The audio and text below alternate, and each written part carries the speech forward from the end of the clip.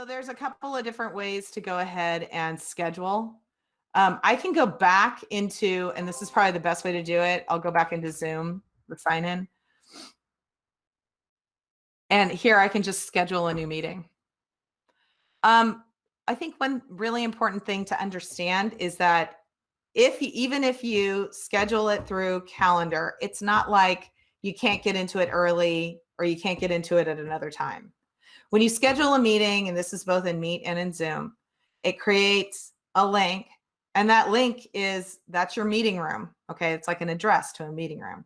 That link is open and you can go ahead and use it as you need to, right? But with Zoom and with Meet, if you're the owner of that meeting, you need to open it up before anyone else can get in. Okay, so that's something to remember. We have it set up in Zoom so that other people can't get in without you being in there. And that's all part of the waiting room. So from here, and I've already logged in, I know it's me, I'm right up here in the upper right-hand corner. I can schedule a new meeting. I can give it a name.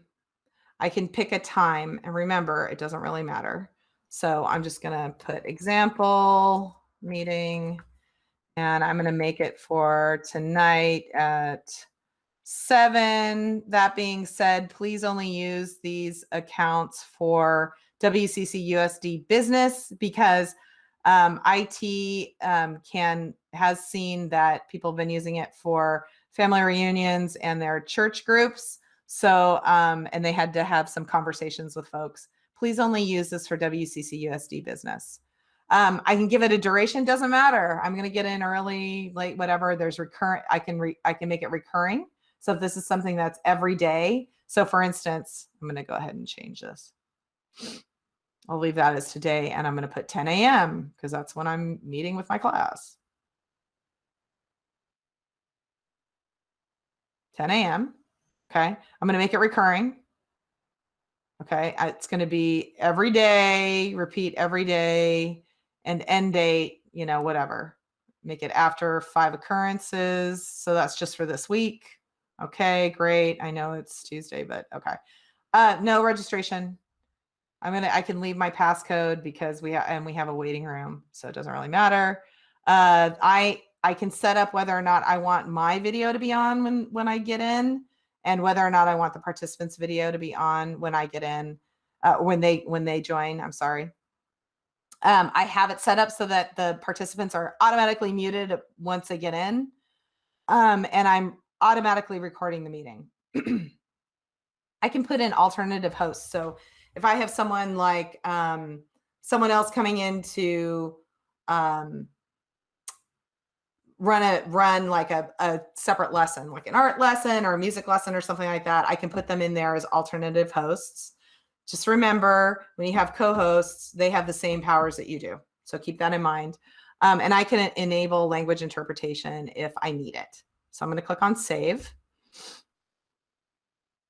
And here's my link. It's got the password integrated into it. So all I have to do is, I'm not going to copy the invitation because sometimes that copies all that other information. I don't really want that. So I can just copy this. So I'm selecting it, holding down Control, typing C. So select, Control C. Now I have it saved to my clipboard, so I can go into my Google Classroom. I'm going to go to my example classroom, and I'm going to set it up as classwork. I'm going to make it material. I'm going to add a link. This just makes it clean. I mean, you can go ahead and put it in the description. That works too, but I like it this way because it just makes it clean. Add link. I can post it. And there it is. So, students would come in, click on that. All they have to do is click on launch meeting, and they're in. Couple of different things. You're seeing this as a host would see it, as a teacher would see it. Like I told you guys before, I have the recording on automatically, so it's recording me right now. Okay. You can turn that off if you want, but it's kind of nice because it remembers to do it. You don't have to remember. I can go ahead and pause or stop the recording down here. I'm just going to go through these really quickly. Mute, you know, that's where I mute myself. Stop video. There are a few other things here. There's a lot of stuff here, like picking which microphone you're using, et cetera, et cetera. Same here with choosing a virtual background. You can, your students cannot.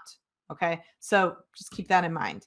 All right, so I'm the only person here, just so you know. And the chat, this is what the chat looks like. Again, I said right now I can only chat with everyone because I'm the only person here. But if a bunch of people were in here with me, when I clicked on this, I would see a list of people and I could go ahead and just chat to one person if I wanted to. All right, let me just close that up. Under participants, this is that nonverbal stuff, the nonverbal reactions. So the students have these buttons: yes, no, go slower, go faster. Under more, there's thumbs up, thumbs down. There is a little coffee cup, which is for need a break. And then this one is away, like if they have to step away. All right, I'm going to click on breakout rooms, and it's going to ask me how many rooms do I want. So let's say I have 35 students and they're all there that day. So I want to make 7 rooms so that I can put 5 in each one. Okay, so it'll break them up. Automatically, it'll put, 5 in each one. They do not get to choose their own rooms. So if I click on manually, though, I'm going to create them manually. I'm going to click on create rooms. Now, I don't have anyone in here. But what's really cool is I can go ahead and rename the rooms if I need to, and then I can assign. So I don't have anyone here, but if I were to click on assign, then what I would do is I could say, okay, this is breakout run 1. I'm going to put this kid, this kid, this kid, and this kid. Okay. So this would be something that if you were using it, you would have the students maybe work on something while you set it up. You can try and set it up ahead of time. I heard that it doesn't work very well. So that's how that works. But then once I've assigned everyone, this doesn't work because I don't have anyone here. I can go ahead and add a room. I like these options a lot.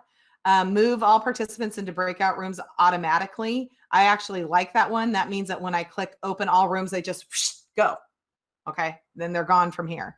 Allow participants to return to the main session at any time. No, I don't want that. I want them to stay in those rooms. That breakout rooms, I can give it a timer. They close automatically after a certain time, which is really great for those of us who kind of, start getting like doing some other thing and forget about the timer. Notify me when the time is up. I don't really need that. That might be good though if I'm just sitting by myself in the main meeting room. There's a countdown after closing the breakout room. That means that there's a countdown that shows, there's 60 seconds left and they can keep talking, and then they are automatically put into the main room, back into the main room, which is actually pretty cool. So I can't do this right now because I don't have anyone, but when if I clicked on open all rooms, they would just go to those breakout rooms, have their little conversation. I can send, I'm going to move this off my face. I can send like a message to everyone. And it's just so you know, it's just a message. I can't like send a link to everyone and then be able to click on it, right? So I can just send a message to everyone at once. The students, when they're in the breakout rooms, they can actually, there's a little button they can click on that will say, I need help. So you can go to that breakout room. So you can go from room to room. Okay. Again, you cannot be in all rooms at once. So that's something that you need to be aware of. It's another level of classroom management. So you have to consider all of that. So that's breakout rooms. Really, yeah. Sorry, really quick, just because you have it open. How do you pop into the rooms is a question. I can't because I can't open it, but it does. You see in this, I could just go, okay, go into this one. Now I'm going to go into this one. Now I'm going to go into this one because it's a separate pop out. It's easy. It's really easy. But yeah, you have to remember though, like I said, you can only be in one at once. You can only be in one place at one time. That's why with the Google Meets breakout rooms, I like those because I can be in all of them at once. I mean, not literally. You could break it up and watch all of them at once if you're really good at, splitting up your screen. So that's what I like about those. But these are really great because they are, no one has a choice. You're assigning them, you're putting them in there, and then you have to wait for them to come back. And that's my phone. So we're going to ignore that right now. All right. So let me see if I have any questions. Can I put some people in the breakout room and not others? Yeah. Okay. I think you could. I haven't tried. I'll be honest, I haven't tried that. And once again, this is why I really think that you need to try these things out if you can. Yeah. So, okay. So with breakout rooms, I highly suggest you guys try these things out before you do it with students, for sure. Because me showing you this is nothing compared to actually doing it. So it's great, you know, after you've tried it out before you do it with students. One more thing is there's reactions, and this is just clapping and thumbs up. The students, just so you know, the students in under this participants, they also, I don't have the raise hand because I'm the teacher, but they will have a raise hand icon that's right here on the left. So right now I don't have any polls set up in here. What you have to actually do is set up your polls ahead of time. And the way that you do that, and actually, wait a minute. Oh, you know why I don't have polls? I don't have polls because I don't have anyone in here right now. I would have polls. So the way it works is you set up the polls. You can set up polls ahead of time, which I suggest doing that because otherwise you are setting up the poll on the fly right there with your class. Don't do that. What you do to set up the polls is, here I am back in Zoom. Here are my meetings. Okay. Here's my example meeting that I've already set up. So you have to have a meeting already set up to create a poll. When I scroll all the way down to the bottom, it says you have not created any polls yet. So I'm going to click on add, and now I'm going to create my poll. I'm going to call this example. I'm not going to make it anonymous, but okay. So I'm going to go ahead and type in my question. How are you today? And am I going to allow them to pick one or pick multiple? I'm going to have them pick one. Fine. Okay. That's so great. Okay. There's my first question. Now I'm going to add one. What is your favorite pizza topping? Okay, so I can put that in. I can make it multiple choice. What's great about polls, and I'm sorry I can't show it. I didn't think this ahead of time, but you have to have people in there in order to do polls. Is that you can put the poll up. People take the poll. So what comes up is, it comes up just like this, just like you see this, comes up in the middle of the screen, and they answer the questions. Then what I do is I can say that I want to show the results or I don't want to show the results. So, you know, that's your choice. And when you show the results, it does, you know, a pie chart. It's actually pretty cool. But I do suggest that you add your polls ahead of time, that you think it through, because otherwise you're going to be taking time from your class. So consider that. That's something important. So I just deleted that one, but you can add different polls. And yeah, it's kind of a meeting centric thing. So you have to set them up in each annotation. So this is, I'm going to share my screen. So I click here and I'm going to say, so multiple participants can share simultaneously. But what that means is that for you as the viewer, you need to kind of cycle through all those different things. So I'm doing one participant can share at a time. That's fine. I'm going to click on share screen, and these are my choices. So I can go ahead and share my screen just like I would in a Meet. What I'm going to show you right now. Oh, this is actually really cool. The iPhone, iPad thing, you can do this wirelessly. You can show what's on your iPhone wirelessly, as long as you're on the same wireless network. That works really well. I'm going to click on whiteboard and click on share. Here's the whiteboard. Here are my annotation tools. Okay. Grace, can you guys see that okay? Yeah, we can see the tools in the whiteboard. Okay, great. So, you know, now I can use this to, I can do all kinds of things. I can write text.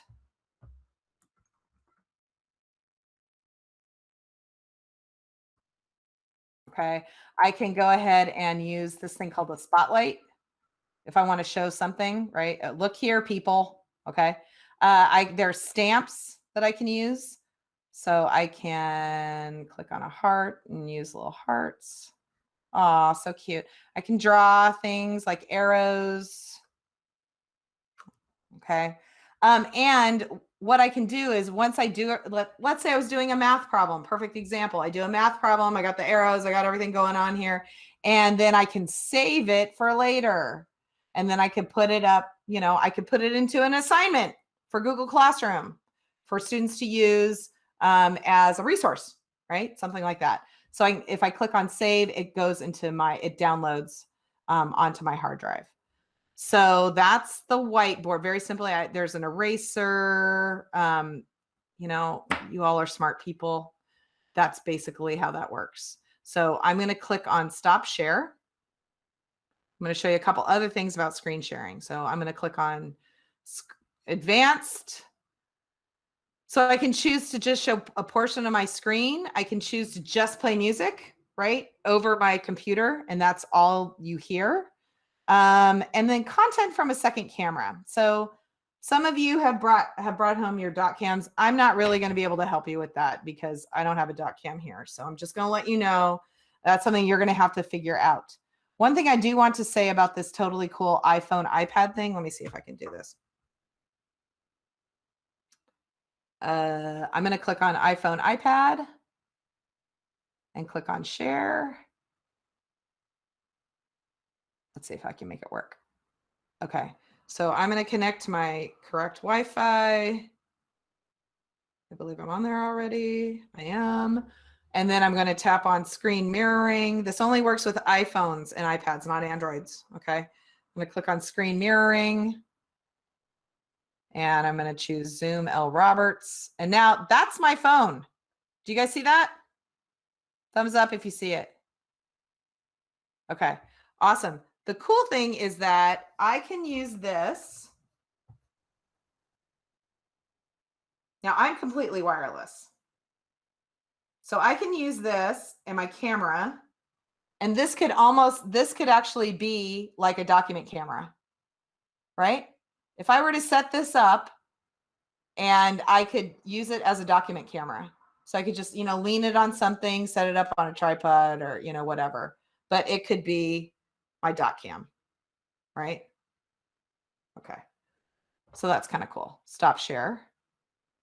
All right. And then one more thing is, just sharing your screen. I don't know if it's going to work. I don't want to break anything. It's got a lot going on here. Okay. I'm sharing my screen right now. And what I can do is annotate. I can annotate my screen, right? So okay, if you notice, these are people with their names start with A, folks over here, their names start with E, so on and so forth, right? So you can actually annotate what's on your screen. So that would be where you could bring up a document, use the annotation, save it. Students can use it later. So I'm going to clear that. I can clear all drawings, clear my drawings, or clear viewer drawings. I can also, this won't work for you guys because you're not in the Zoom, but if you were in the Zoom, I could make it so that you could see the annotation. And I don't see that right now because, oh, here it is. Allow participants to annotate. And I could also show the names of the annotators. So you're going to know who drew that not nice thing on your face. Okay. So there is a way to do that. I haven't tested out the show names of annotators, but if you allow participants to annotate, just so you know, it could be crazy. One question that multiple people have asked is, do we have the attendance option in Zoom? Not that I know of. So I'm going to suggest something in terms of getting attendance.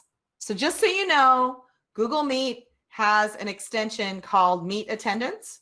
That works great. That it won't work for Zoom. And I learned this from online with the Zoom thing and taking attendance is you could ask students to just answer a question in the chat. And that could be because it's time stamped, right? That could actually be your attendance. And then oh, sorry. Go ahead. Few people are asking for you to talk about saving/sharing the recording of the Zoom meeting. Okay. Let's see. I have some already. So where they go to live is they go onto your hard drive. Let me click on here. This is my file explorer, right? I'm on a district laptop right now. So if I go in, these are Camtasia, where is it? I have actually done this where I just search Zoom.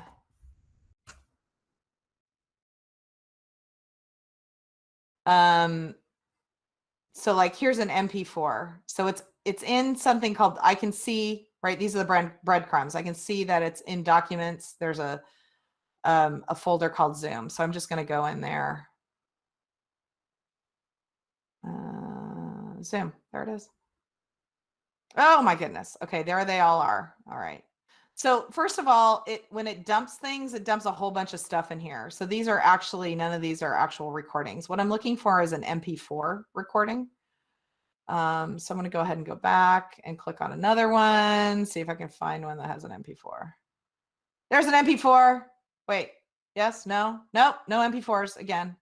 Sorry, I'm not very with it on this one. Let's just say I found one.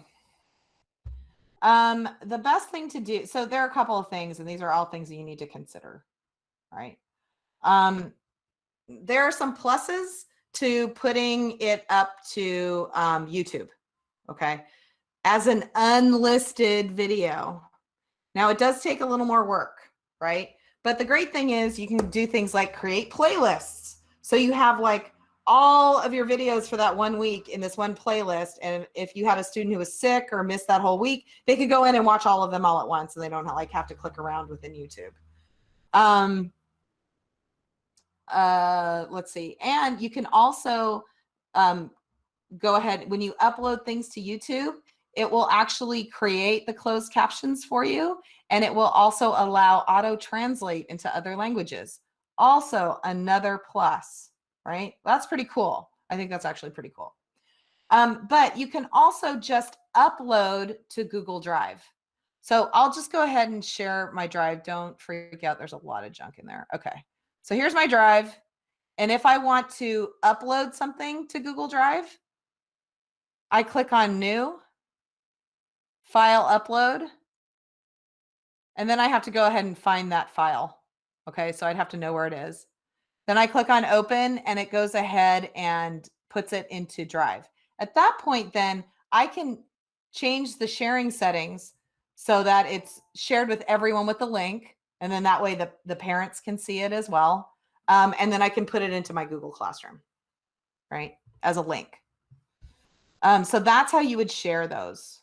Just another positive for Google Meet is that the Google Meet recordings automatically go into Google Drive. So there's none of this trying to find them and uploading the right one and all of that stuff.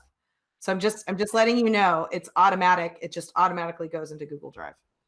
Lori, have you had any problems when it comes to file size and putting it on Google Drive or maybe YouTube or something? Nope. Someone asked about their file size when they record a meeting. The only thing is that it might take a while. So you got to have, give it some time. Please remember that in Google Drive, we actually have unlimited storage. And they really mean it when they say unlimited. Wow, you're doing an awesome job, Grace. Yay, Grace. Let's see. How do you change the file size? I guess you could, what do you call it? I forget what you call it. I've never had a problem. I've done like 1 hour long trainings and not had a problem, but that was also, that was straight from Google Drive because I recorded using Meet. Okay, let's see. Other questions?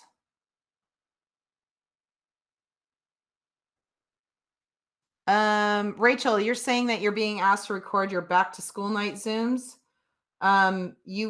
You want to know how to record, or you want to know how to upload, or all of that? And I'll be honest, I'm not allowed to send anything to all employees. So I can share it in the Google Classroom. Okay, maybe Rachel's not here anymore. Please address Elizabeth Meyer's comment. Let me see if I can find Elizabeth Meyer's comment. I think my gut is that one was about the file size. Oh, I found this to be impossible. The files were very large and could not upload then to my school drive. Things should be able, it doesn't matter the size, that things should be able to upload to the school drive. Because like I said, we have, but if you had trouble, then there must be an issue. So let me suggest something. Instead of doing one long recording, if there's a point in the recording where students are working on something, or there's, they're taking a break or whatever, you stop that recording and then you start a new one when the kids come back. So think about where are those natural points where you can actually stop a recording and start it up again. So consider that. That might work.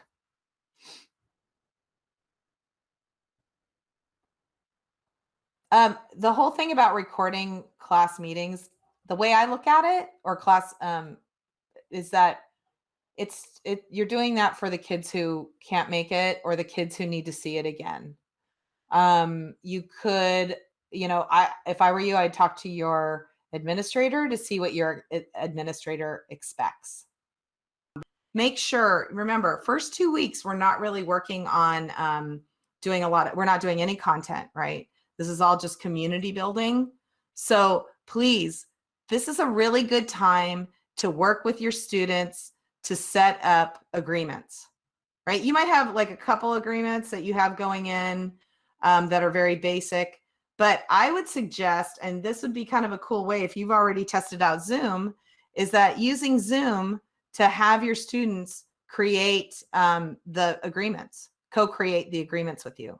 So as a suggestion, right, you can do things like, all right, kids, I'm going to put you into breakout rooms and you're going to discuss what worked for you last year and what didn't work, right? And then from there, you can take the discussion into what are some agreements to help them learn. And from there, you can make a poll from their suggestions and have them vote on it. So that's just an idea.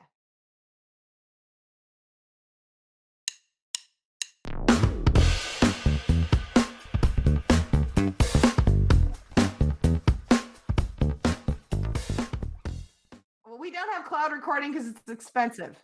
Can you Okay, that's what I figured. That one, Zoom related. There was a question about, since you're kind of on this topic, is it easier to invite via Zoom or Google Calendar? So I assume that means making the link in Zoom like you just did, or making the link in Google Calendar. Either way works. You still get a Zoom. You get a Zoom link. The bottom line is you just want that link, right? Okay. And then some questions are about Clever. I'm assuming that there's a Clever badge for us, but I noticed it's not for student. There's no student button anymore. Yeah, they may have turned that off.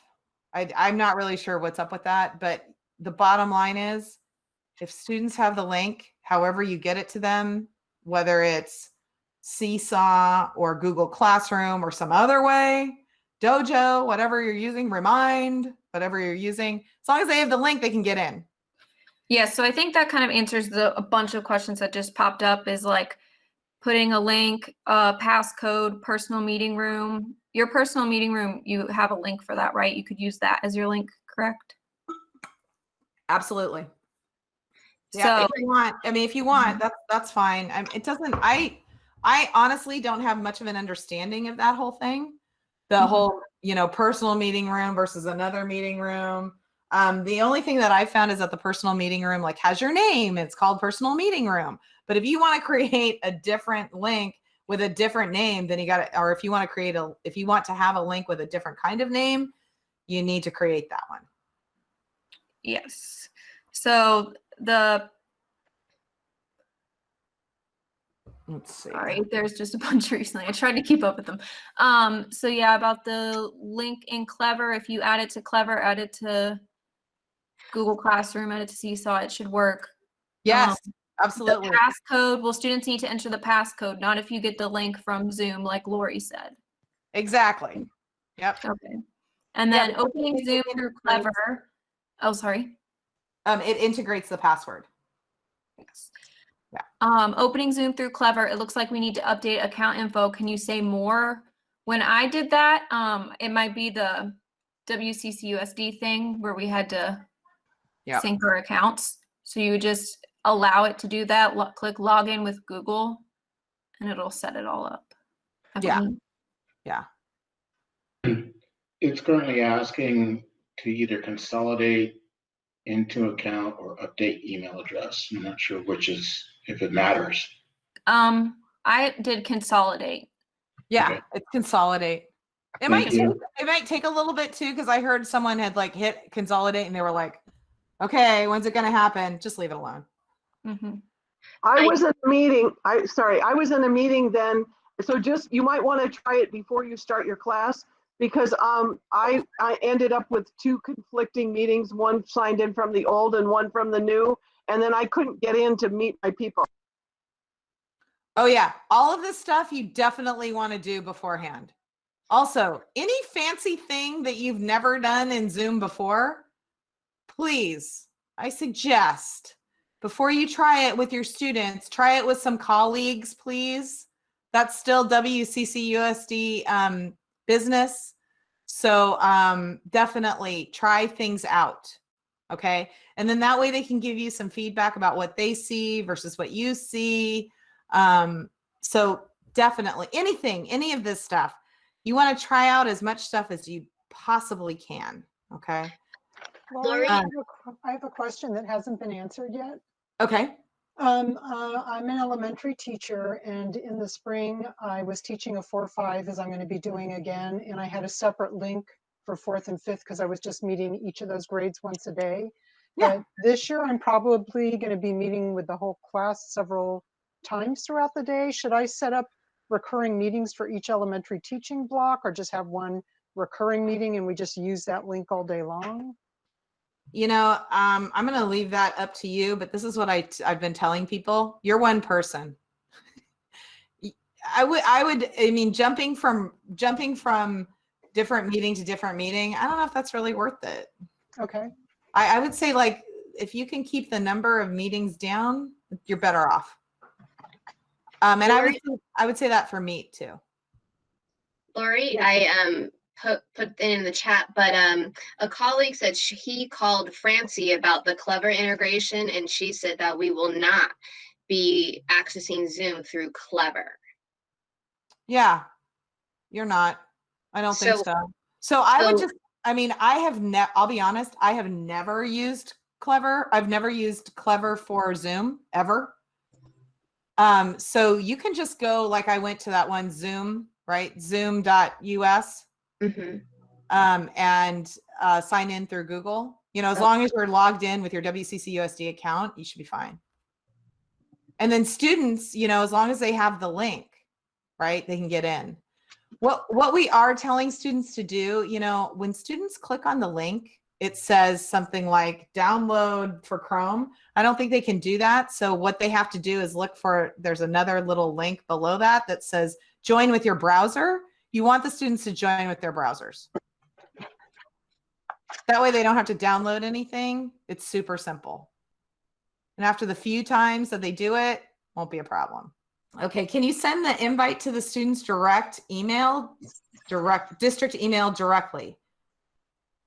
So it depends on what grade level you teach. And again, it depends on whether or not the students are actually checking that email. That's what we're finding out, right? So you can go ahead and send it. Whether or not they get it is different. Grade levels 3 through 6 at some schools have it turned on. Other schools do not. So, and definitely it's not turned on for anything younger than 3rd grade. So just keep that in mind. That's why we're hoping that you use things like Seesaw for grades pre-K through 2nd, and then Google Classroom for grades 3 and up. created a link in Clever account for students to get into meeting. I've never done it that way before, and I hope it will work. Yeah, it should work because it's a link, right? It's just a link. That's fine. The Google one that Francie was talking about is actually like the actual little box that says Clever, you know, or that says the Zoom. Yeah, that should work. But again, I really suggest putting it into Google Classroom if that's what you're using, or Seesaw. In regards to recording with students, if you are a special education teacher, we are advised not to do that, Yeah, of course, that's fine.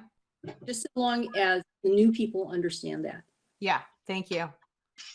Yeah, so SPED, it's different. Regular classroom teachers, you know, it's mostly just recording just for the students, right?